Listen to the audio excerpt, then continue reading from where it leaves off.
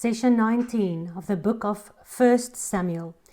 And in the previous session, we looked at how Israel demands a king and how God has been rejected from the beginning by his people and even up to today.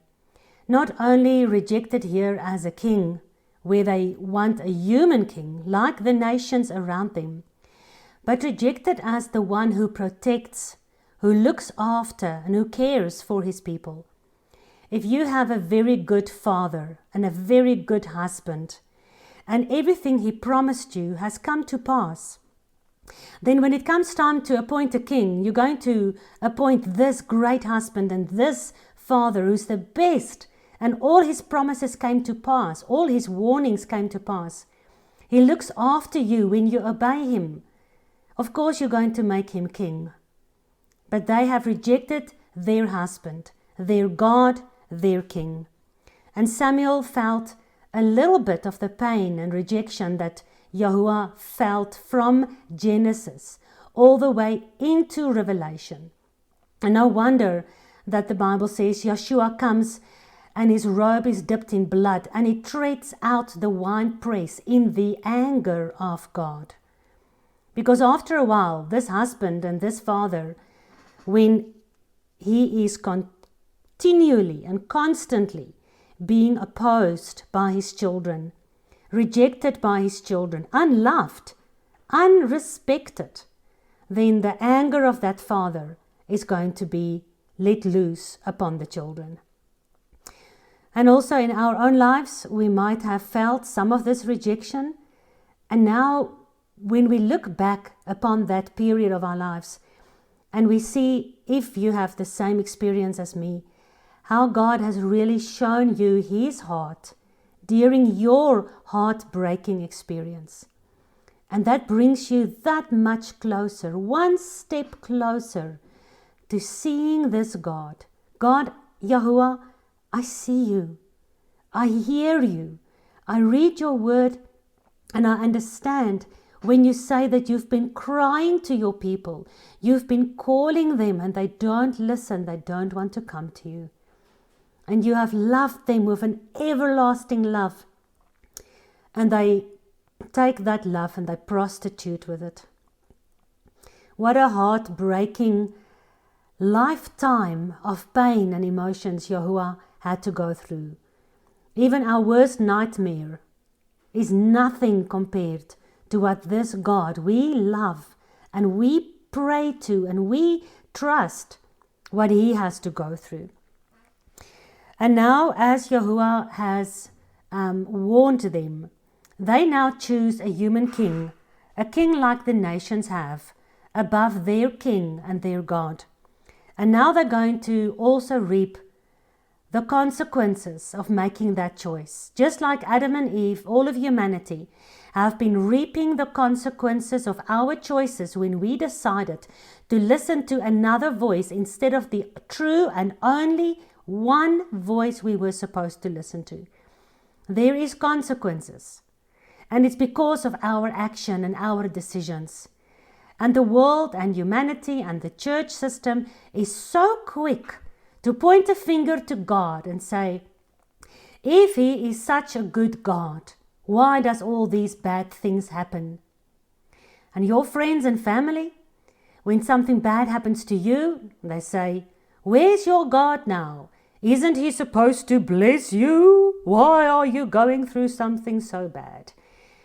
And honestly, all those fingers pointing to God are the very same fingers that were put up into the air to make a decision to reject him. And now the world expects him to look after us, Christians, Jews, believers. We expect him to make everything right in our lives. It's not his job. It's not his responsibility. We chose against him. And now the consequences will come over us.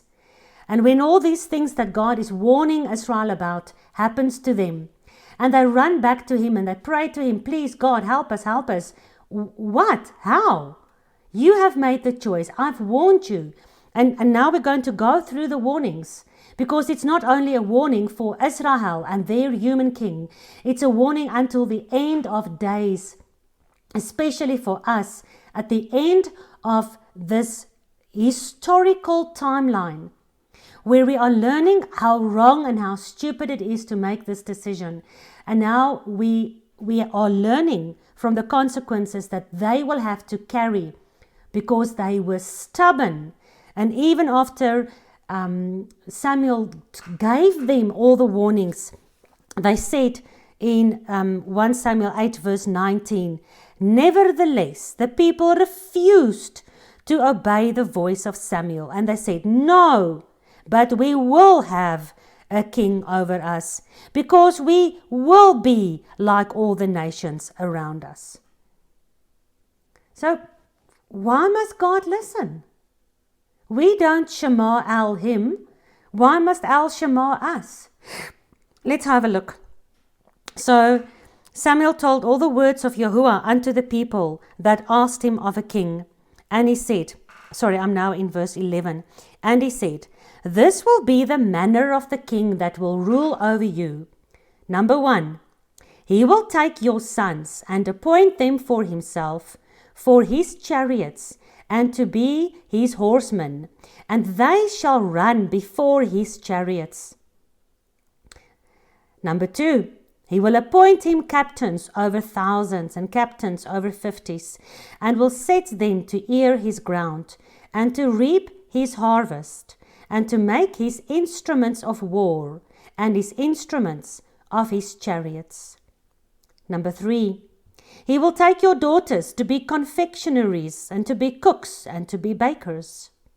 Number 4, he will take your fields, and your vineyards, and your olive yards, even the best of them, and give them to his servants.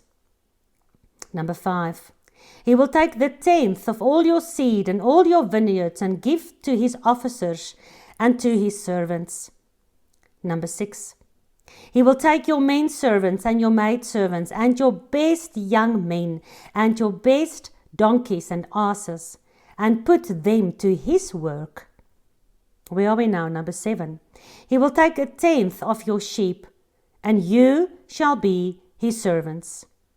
And now comes the warning.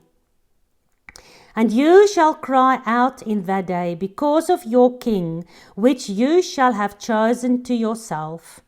And Yahuwah will not hear you in that day. Nevertheless, the people refused to obey the voice of Samuel. And they said, no, but we will have a king over us, that we also may be like all the nations, and that our king may judge us, and go out before us, and fight our battles. And Samuel heard all the words of the people, and he rehearsed them in the ears of Yahuwah. And Yahuwah said to Samuel, hearken unto their voice, make them a king. And Samuel said unto the men of Israel, go you, every man, unto his city. If we break down these 7 points that Yahuwah is warning Israel about, his king will take their sons, their daughters, their lands, their seed, their fruit, their animals, and he will take them. He will bring totally a new government system, where when God was king, we anointed the priests from the tribe of Levite, and he made sure that that of your tithing that you bring to the temple or the tabernacle, they are looked after. But they weren't slaves. They were in the presence of God, working for him because they love him, and he's a good king, and he deserves to be worshipped by the daily sacrifice and the songs and the music they were playing. And God only required a 10th of the harvest to be brought to the tabernacle, so there's food in his house, not only for sacrifices, but for the priests. And that's it. This is what God demanded. This is what he required. He gave us 100% of our animals, our sons, our daughters. He gave us 100% of His care and His protection, and He blessed our lands. And we were able to keep 90% of everything that was harvested, and of the increase of the animals. 90% was ours. And now today, my friend, when you earn 10,000 Rand per month, how much goes to VAT? 15% of everything you buy, there's VAT involved. How much goes to your personal pay-as-you-earn income tax? And once you've paid all those things, maybe you've got like 7,500 Rand left, if you're lucky. And then you have to pay your house and your car that is indebted to the king. The kings of this earth, the rulers of this world that rules the banking system. You pay another more than 55% of every person's salary goes towards your home and your vehicle. So then maybe you've got like 3,000 Rand left. If you're lucky, where can you find a house today for 5,000 Rand a month? You can't even find a 1-bedroom flat for 5,000 Rand a month. But let's say you've got 3,000 Rand left.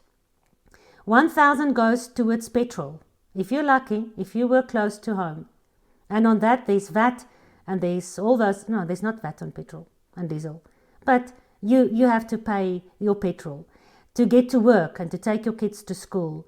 Then how much have you got left for food, electricity, clothing, the rest of it? If 90% of what we earned stayed with us and 10% went to our king and he used that wisely and honestly, we would not be in the financial situation that the world is in, where most people only have money in their account for 1 or 2 days per month because it comes in and then all the debit orders takes it out. There goes my payment towards my credit card that I owe to the king, my money that I owe to the bank for my car and for my house, the money that I owe to the government for my taxes. Everything is taken. And the New World Order will be even worse. The World Economic Forum says you'll own nothing and you'll be happy. Everything, like in the communistic countries, shall be owned by the New World Order. You will own nothing, not even your genetics, because it will have mixed. It will have been mixed. It will have been patented by all the stuff that they shoot into your veins. Not even your own body will belong to you anymore. Your sons and your daughters, they can take away by the blink of an eye if they feel that you are not complying to all the mandates. They can take away everything. The king will take your sons and appoint them to be his horsemen and to run before his chariots, so they will be first to die. The king will take your sons. Look at World War I, World War II. Look at the Angola War, the border war we had in this country. How many of our sons died? For what? Because the world order has decided to instigate, and they were the reasons behind all the wars. They caused them. And then we send our sons, and we are so proud of them. They're going to war, they're fighting for their country, and they get killed because they are the mules, they are the donkeys that are put in the line of fire in front, running in front. And the king is there at the back giving the orders, and our sons are getting killed in the war zones every single day. It is absolute slavery.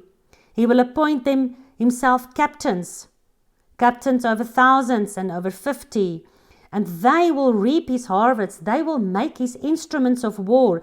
They will make the instruments of chariots. We are slaving ourselves away in the factories of the world to make all the stuff that the world demands. How much money has been made by the Jews who call themselves Jews, but they're not. They're from the synagogue of Satan.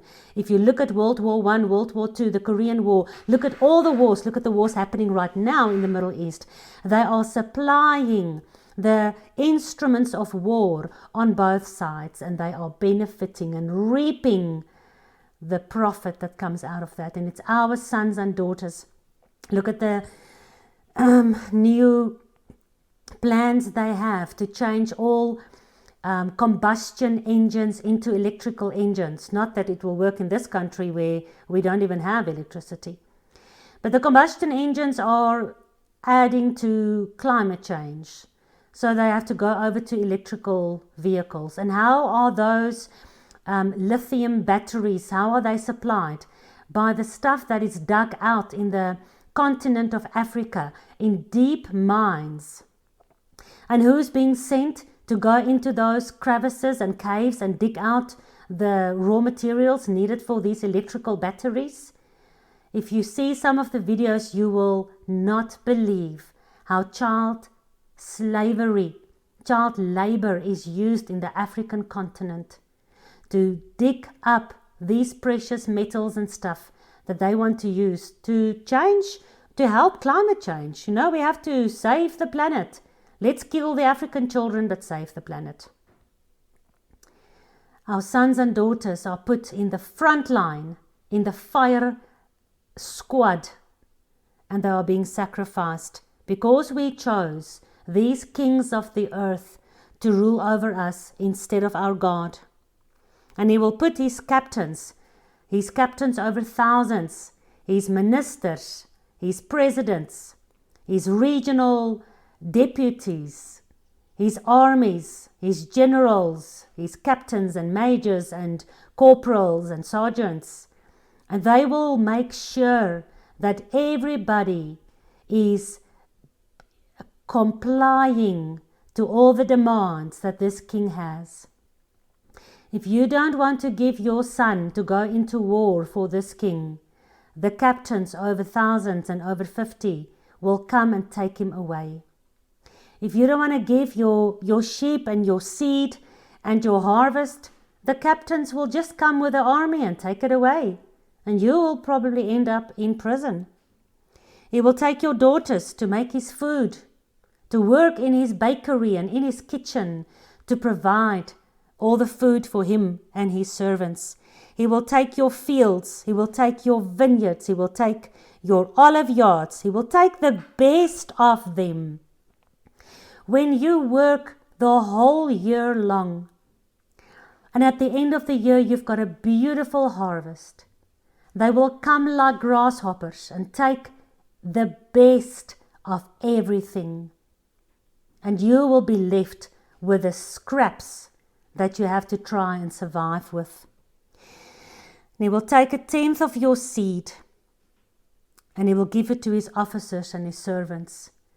So you try to keep your seed healthy, not to get them mixed, genetically modified mixture of seed. You try to keep your seed non-hybrid and you keep them for your next planting season.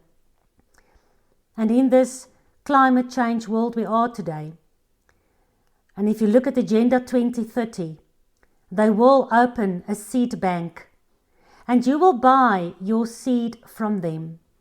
You will not be allowed to cultivate your own seed any longer. And all the seeds will be taken by them and genetically modified to their will.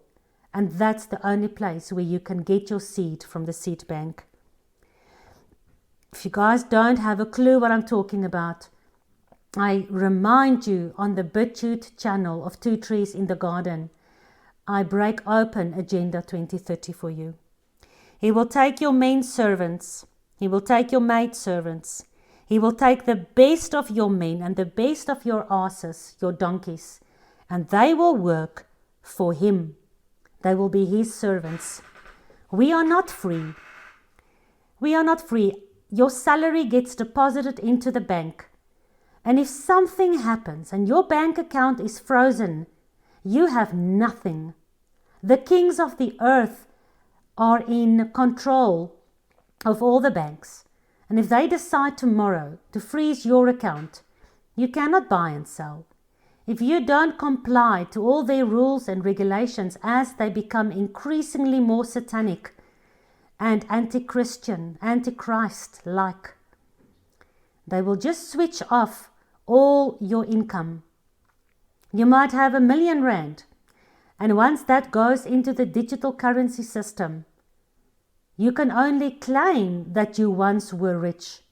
Because if you don't do and dance according to their tune, that R1,000,000 will just be switched off by the click of a button, and you will not be able to use it.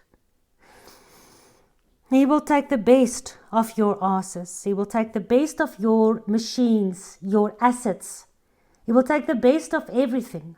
In this country ourselves, we've seen how they can just go and claim even massive pieces of land.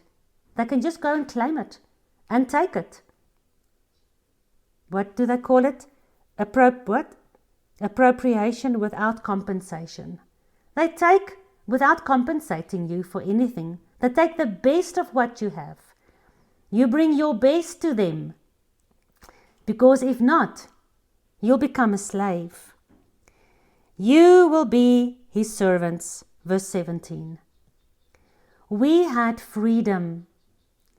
As we have been the servants of the living God, we had freedom.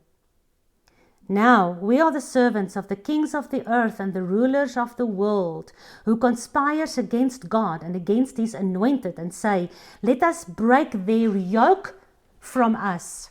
Let us be free from this God and all his yokes. And let us rule and reign this world, and make sure that everybody takes the mark of our God, and they will force all the world to worship the beast, and to give honor to Satan, who gave power unto the beast. This is the king system, the royal bloodline, prophetically given to us. Well, we saw it from the beginning of Genesis. How Satan has mixed his serpent seed right into the center of God's royal bloodline. And out of that royal bloodline today, we still have from the house of Judah the kings of the earth ruling over us and taking our sons, our daughters, our fields, our seeds, our fruit of our labor, our best donkeys, and ourselves. And we are slaves to this royal system from the house of Judah. And yes, I know the first king was from the house of Benjamin. Saul wasn't from Judah. But out of the line of Judah is supposed to be the king. And there's something very interesting about the life of Saul. And we're going to see such a dichotomy between Saul and David, between the Antichrist figure and the true Messiah from the loins of David. And we will see how this plays out in ancient history, and we will recognize how this is done in the end days.